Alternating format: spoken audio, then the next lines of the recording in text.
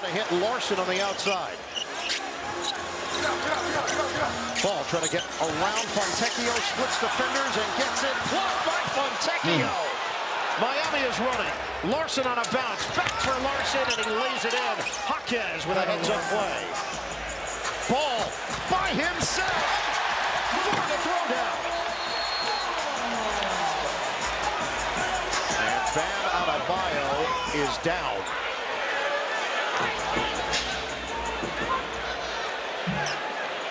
Very concerning right now for the Miami Heat. Wow. Their athletic trainer, Wes Brown, has made his way over. And that was Ball who took his leg out from under him. Adebayo up on his feet, complaining to the officials. We'll come right back.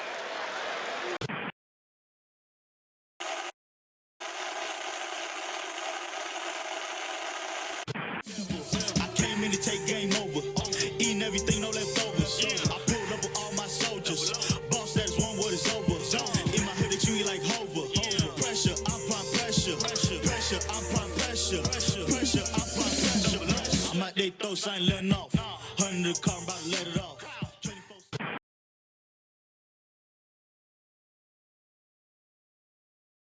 All right, y'all. Let me weigh in on this real quick. I watched this game live, bro, start to finish, whatever, you know what I'm saying?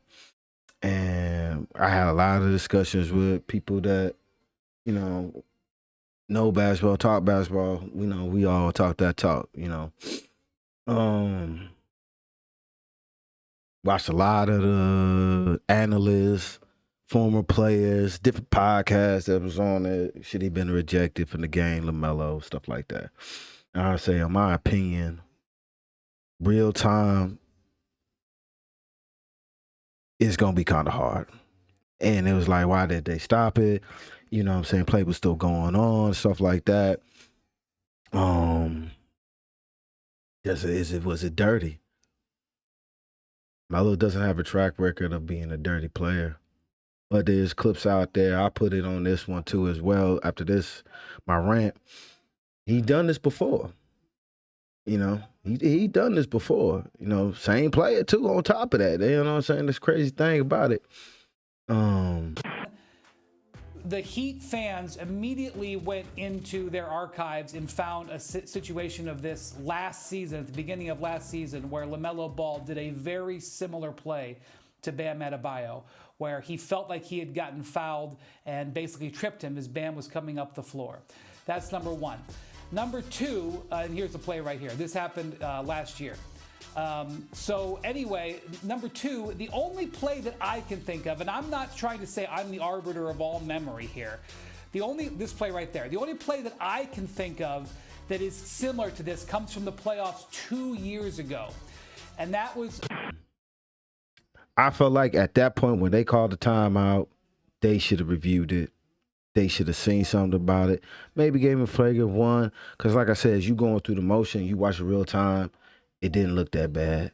You know what I'm saying? But then when you slow it down, it looks that bad. It looked like, yo, he clipped him and stuff like that. But going through fast time, it's kind of hard for you to say that. You know what I'm saying? And I would have probably just gave Frank one. He's not known to be a dirty player. Now, if you're talking about someone like Draymond Green, probably Dylan Brooks, you know, players like that, like, then your track record is your track record, my G. You choking people out, you know what I'm saying? Stuff like that, you know, you stomping on people. Nah, yeah, I'm about to give you that, you know what I'm saying? But it's a shame Bam could not stay out there on the court, you know what I'm saying? But you still got to give it up to Miami Heat, man. They down their best player. They still took it to overtime, you know what I'm saying? If things was different, you know, Bam probably would have went on a tear because he was scoring like at around that mark, you know what I'm saying? He had a couple good possessions right there in the paint. He was bullying them in the paint and stuff like that. So who knows how it would have went down and stuff like that. They had a chance. Melo turned the ball over. Hero knocked down 3 free throws and stuff like that. And I'll also say, I was watching ESPN earlier today. Dang, what's his name? What's his name, man? The guy that was working. I put it in the clip, man. I can't remember his name, but he brought up a situation. It was Joel Embiid and not Duncan Robinson, but the brother from the Knicks, man. I'm forgetting people's names, but Joel Embiid did the same type of situation. He fell down, he clipped the dude, he rolled on his ankle or whatever the case may be, and he was never the same after that, right? But the key thing about it is what he said. The key thing about it is what he said. The same referee that was in that game was in this game, and they stopped the play. But the difference was, I think they just missed a shot too. On top of that, let me run that back real quick, because I think they just missed a shot and they ran down. So it wasn't like it went out of bounds.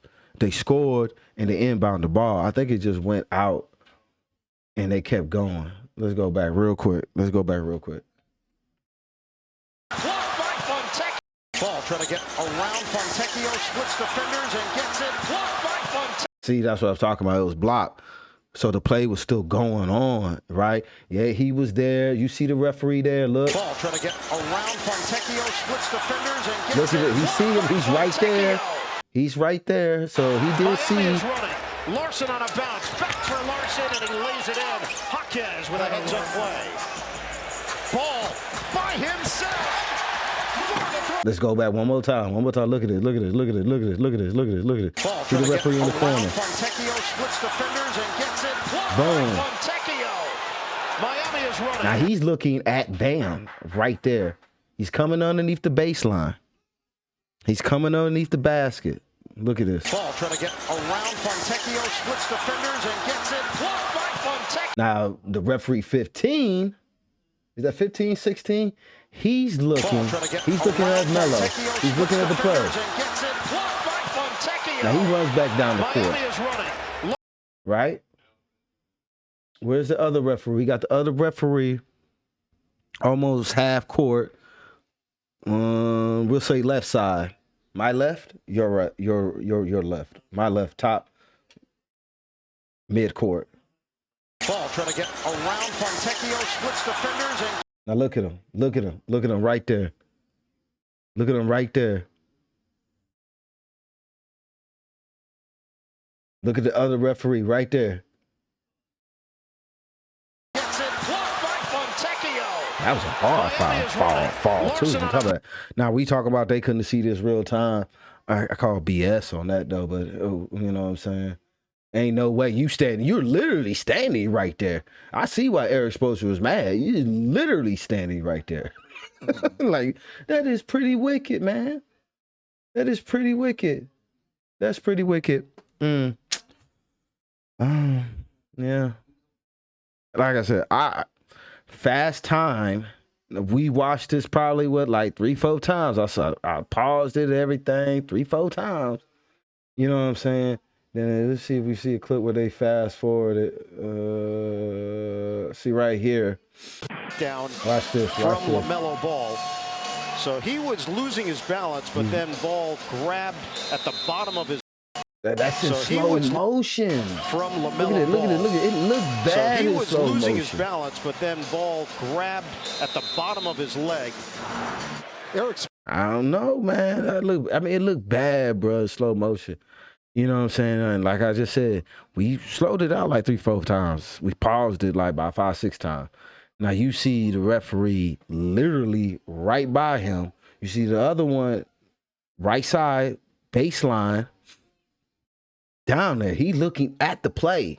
He pretty much got one of the better angles as far as seeing Melo fall. Now, probably not seeing him clip, because people probably standing in his way on top of that. So, but the other guy that's standing there, he's not really he's looking at Bam, not really looking at Melo on the ground type situation. You know what I'm saying? You feel me? You feel me? He stayed down there too with Bam too. That's the funny thing about it. But I think once they, because they was like, the ball never went dead. You know what I'm saying? The ball never went dead. It fast time. It doesn't look like a foul. Look like they just fell, whatever the case may be.